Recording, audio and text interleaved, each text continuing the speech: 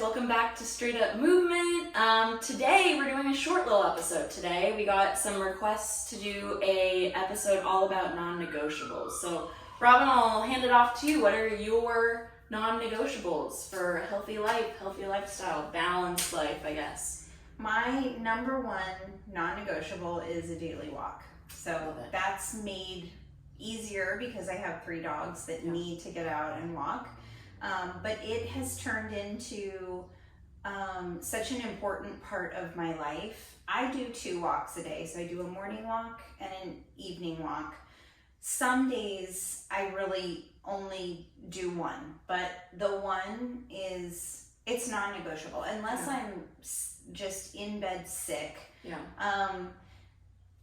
The reason that I have just incorporated into my life is because I can feel immediately when I set out that my blood pressure lowers. I often will have a podcast in, so I'm doing something else while I'm walking, but I also will sometimes drift away from the podcast and just be kind of, thinking about things or listening to my breath. It's a great time to practice diaphragmatic breath while you're walking because it's challenging. But I think that walking is the lowest risk, least expensive, most longevity promoting physical activity that we can possibly do, and anyone can do it. And I think that walking gets a bad rap from people who want to get their heart rate up with a run. Running is different than walking.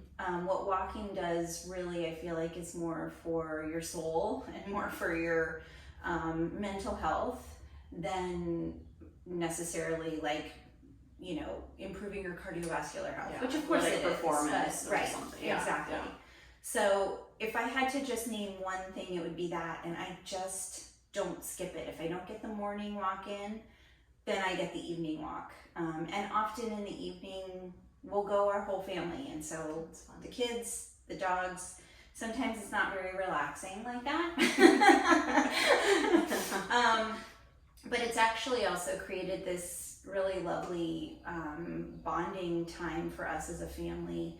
And it's the time my kids will often, even though I've been asking them all day about how was your day or what did you do, the walk is typically the time where things start to come out and they start to share things with us about their day.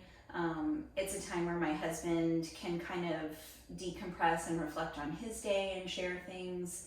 So I can't recommend it enough, particularly for families who feel like they're kind of on a rat race treadmill of activities and appointments. And if you can make that the one thing that you just do together every day, I don't think you'll ever regret it. Yeah, that's awesome. Yeah, that's my one. Yeah, if I had to name just one. I know, I'm here I got okay, which one do I? Just one. Okay. It's a short episode. Okay, what would you do? I would say meditation, actually. That's been something the past couple months. I've started seeing a therapist again, and it has quickly become one of my non-negotiables. It used to be something where every once in a while I'd be like, do the little app and do a guided meditation, and now it's a part of the first thing I do waking up, because I think setting your morning up in a positive way sometimes can change the course of your day, or at least whatever happens in that day, you've got that grounding in the morning that kind of starts you off. So some days it'll look like 15 minutes, some days it'll look more like 10, and then I'll get some stretches in too. But I think the first 30 minutes, I'm not gonna lie, I first make my coffee and then I go meditate. But I always, ever since I've started doing that, before starting to stress out for my day, starting to look at my phone, starting to see what I have on my to-do list for the day, I start with breathing. And sometimes my mind's going a mile a minute and it's just okay, what's going on? Blah, blah, blah. And sometimes I'm able to look outside and look at the trees or hear birds chirping or just kind of settle into that diaphragmatic breath. And that has been amazing for my mental health, my physical health. I think starting with that, then sometimes I add in some stretches, I add in some shoulder cards, something to just kind of get my body awakened in a sense without giving it like that blue light of like okay, I'm awake. So that's what I used to do. I used to be so tired when I woke up that like, okay, I need to look at my screen to feel like I'm like waking up. And so it's kind of turned it into more of like a slow wake up, but then I'm able to kind of feel more calm and controlled throughout the rest of the day. So whatever comes at me, I'm able to kind of think about it in a calm way. And I love just the idea of starting with that breathing pattern that we teach all of our clients, that we coach all of our clients on. And so it just kind of makes it more of a ritual, but it's not just for the physical, but for the mental, and just kind of like resets me. So I would definitely say that's my number one. Are you using an app, or are you just doing it on I use the Insight timer app, but I just set so it like starts with a gong and then it just goes for 15 minutes and then it ends with a gong. So sometimes I feel like I need like someone talking me through it and like doing some breath work or some type of thing.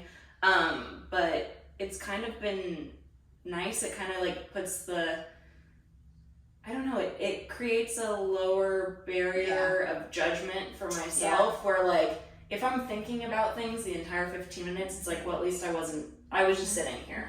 So I wasn't thinking, I wasn't doing anything else or focusing my attention. I was just going inward. So it's kind of allowed me to like lessen the pressure on myself and just like, maybe I'm sipping my coffee the whole time, but I'm just focusing on being there and breathing. So that was one thing I was thinking when you were saying it, is that, and I speak from personal experience, that we can be really hard on ourselves and like, well, you didn't sit there for 15 minutes. There's this Eckhart Tolle quote that I use all the time for myself and for my clients. And he said, one intentional breath is a meditation. And I love that because it really, number one, it's true. And number two, it really removes all expectation and judgment and allows you to just be really gentle and say, oh, I had an intentional breath.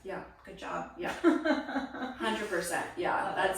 That's been something that I was afraid of doing when I was like, okay, I'm going to set this thing that I do every day. I'm so hard on myself. So it's like, if I start with 15 minutes and like the next day I wake up extra early and I can't do that, it's like, oh my gosh. So I've just kind of, even in those times where I'm waking up early to go to the gym, extra early, I set that timer for 15 minutes and I just try to be as intentional as I can with that 15 minutes. So if it's 3 minutes of breathing, that's cool. Then I'll maybe write out some thoughts that are in my head. Maybe I'll like do some stretching. So keep that time limit, but not feel like, okay, I have to sit here and not do anything for 15 minutes. So it's really helped out and kind of lessened that pressure, but also calmed me down throughout the day too. So I wonder what everybody else's non-negotiables are.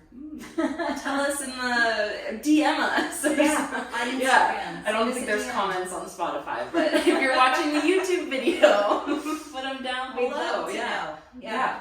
Awesome. Cool. Okay. See you next time. See you later. Bye.